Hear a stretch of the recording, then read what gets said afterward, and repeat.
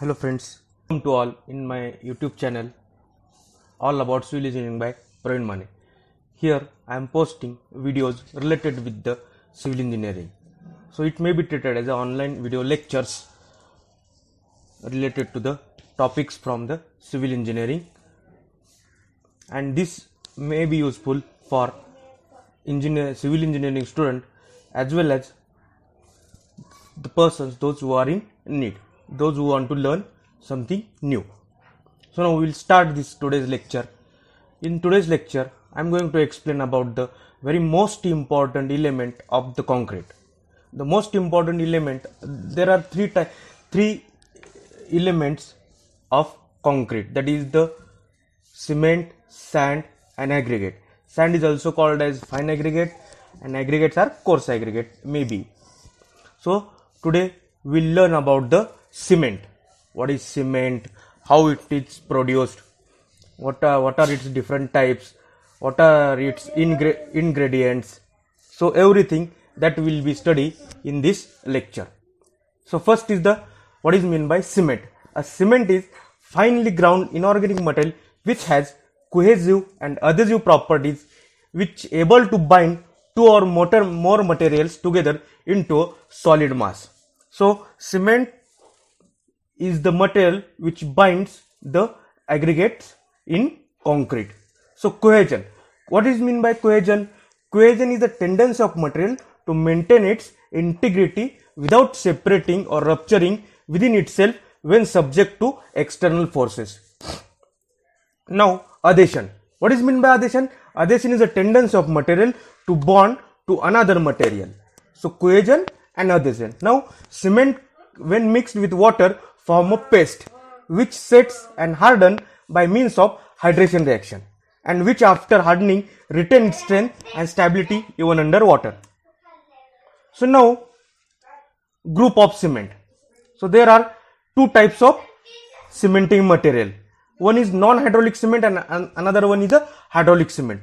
So let us explain. Let us see what is meant by non-hydraulic cement and hydraulic cement.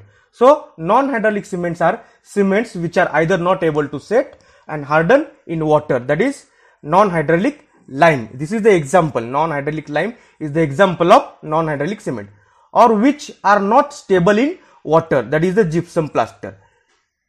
It's also example of non-hydraulic cement. Now hydraulic cement. So hydraulic cement we are generally using. They are the cements which are able to set and harden in water and give a solid mass which does not disintegrate and remain stable in water. That is the Portland cement.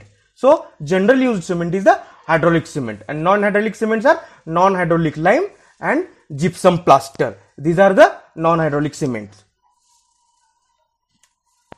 Now history of cement. The history of cementing material is as old as history of engineering construction. Ancient Egyptian about 5000 years ago used calcined impure gypsum. The Greeks about 10,000 BC to 100 BC before Christian era. BC means before Christian era. And the Romans about 300 BC and 300 AD used calcined limestone. The Romans ground together lime and volcanic ash or finely ground burnt clay tiles. The active silica and alumina in the ash and the tiles combined with the lime to produce what became known as pozzolanic cement, from the name of village Pozzoloi in Italy. The Romans added blood, milk and lard to their mortar and concrete to achieve better workability. Then John Simpson, 1756, found that the best mortar was found when pozzolana was mixed with the limestone containing a high proportion of clay matter. Joseph Aspdin in 1824 patented Portland cement. This cement was prepared by heating a mixture of finely divided clay and hard limestone in a furnace until carbon dioxide is driven off. The cement was named after the natural limestone quarried on the Isle of Portland in the English Channel.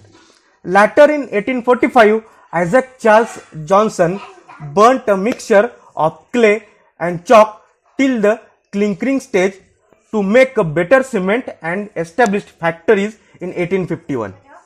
The first cement factory was established in Ethiopia in 1936 by the Italians at the eastern part of country, Dire Dawa.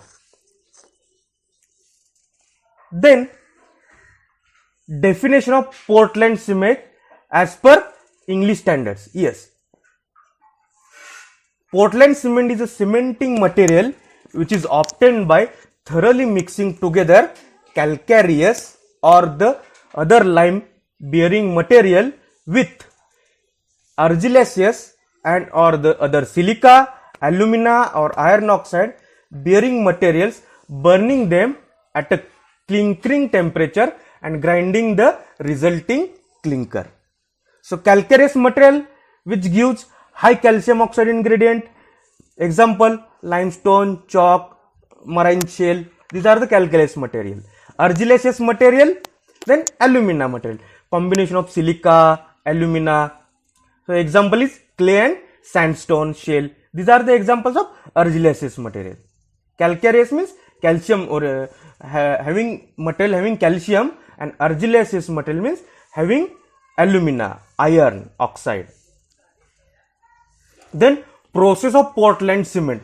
There are 4 stages of manufacturing process of Portland cement. First stage is digging, grinding and mixing the raw material. Second stage, burning it in rotary kiln with high temperature where clinker is produced. Then third stage is cooling, grinding of clinker and sieving. Fourth step is storing, packing and distributing. Now production of Portland cement in pictorial form.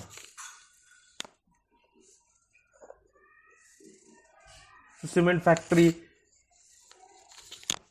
Now proportioning of raw material in manufacturing the Portland cement. In the manufacture of Portland cement, correct proportion of the raw material is of prime importance in securing clinker of proper constitution. In order to fix the proportion accurately, chemical analysis should be made on the raw materials. The results of chemical analysis are usually reported in terms of oxides of the principal constituent element. So important notes. So cements with lower lime content are slow hardened. The presence of free lime in cement may cause volume instability in the hardened cement. Alumina and iron oxide acts as a flux to reduce the burning temperature, and the rapidity of the setting of the cement is controlled by these oxides.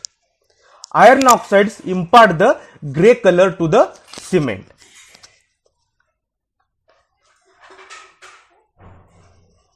Then typical composition of raw materials. So you see the chart. For this you see the chart, that is component SiO2, L2O3, Fe2O3, CaO, calcium oxide, magnesium oxide, SO3, K2O, Na2O, that is limestone, then sandy clay, iron ore, shale, sand.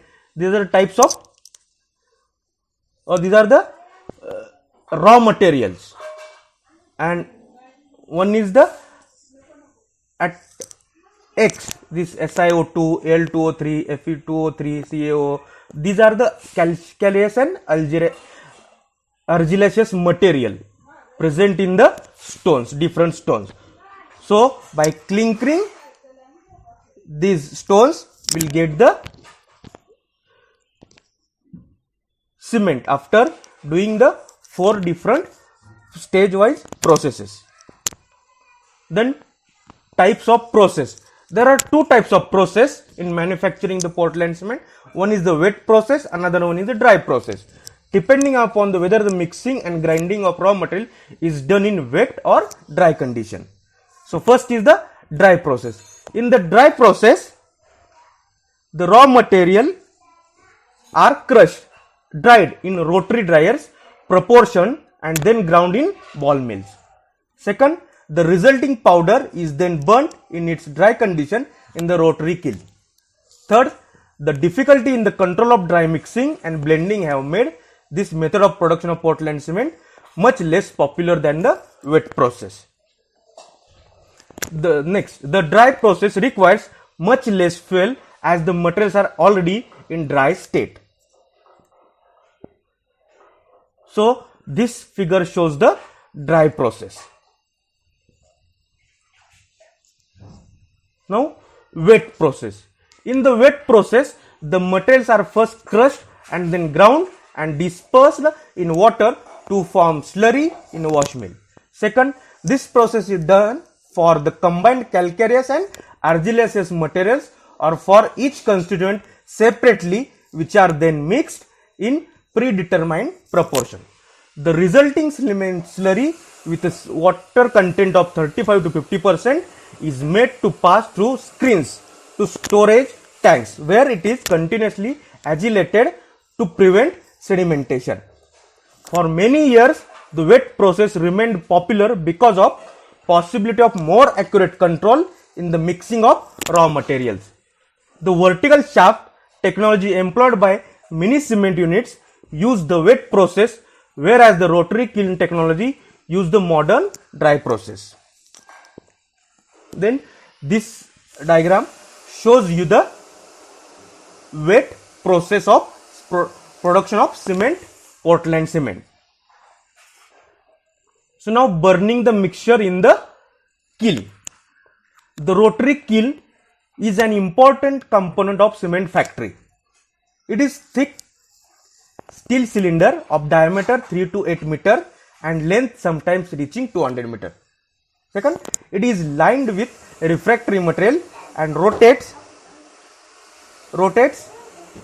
slowly on its axis, which is slightly inclined. At the lower end, fire is blown in by an air blast. The fuel is either powered coal, oil or natural gas.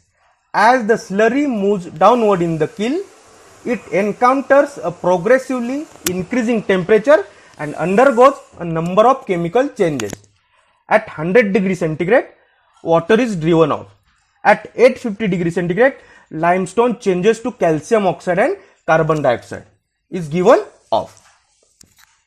Then, upon reaching the hottest part, where the temperature reaches 1400 to 1500 degrees centigrade, the material sinters, becoming 20 to 30% liquid. At this temperature, lime, silica and alumina recombine to form new chemical compounds which fuses into balls 10 to 15 mm in diameter, which is the clinker. At the lower end of the kiln, the cement clinker then drops into the coolers. And this is the clinker production. This picture shows you the clinker production. Then these are some reactions happened in the kiln. This chart show you the reactions happened in the kiln with different temperature and clinker compounds form. Then production of Portland cement, cooling, grinding and packaging process. The cool clinker, which is characteristically black, glistering, hard and porous, is then fed into the ball mills where it is interground with 5% of gypsum. Once the desired degree of fineness is reached to about 1 billion particles per gram, the cement is conveyed to storage silos.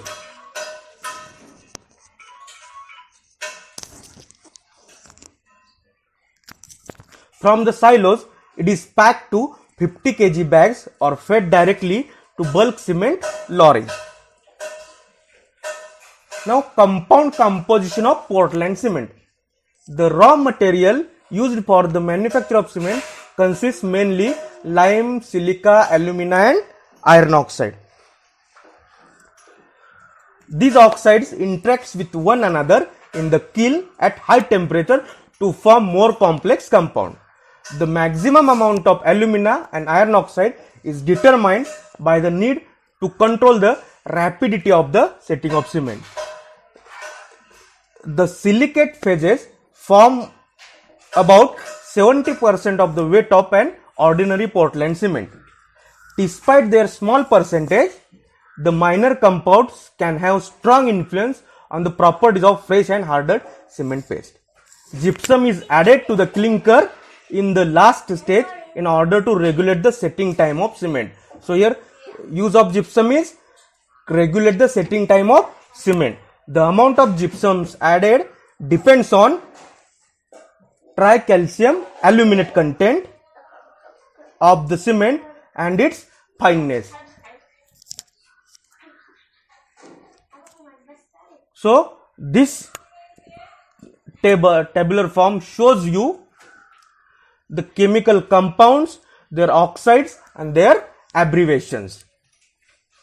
So these are the chemicals or compounds which are used in the Portland manufacturing of Portland cement. So major compounds as well as minor compounds and their oxide composition and their abbreviation. Now compound composition of Portland cement. The gypsum content must be limited because an excess may cause deterioration in the cement due to expansive nature of hydrating gypsum. So deterioration, you already know the phenomena. Free lime may present in cement due to the raw material containing more lime than can combine with the acidic oxides such as SiO2, L2O3 and Fe2O3. Free lime may be present in the cement due to insufficient burning at the clinkering stage.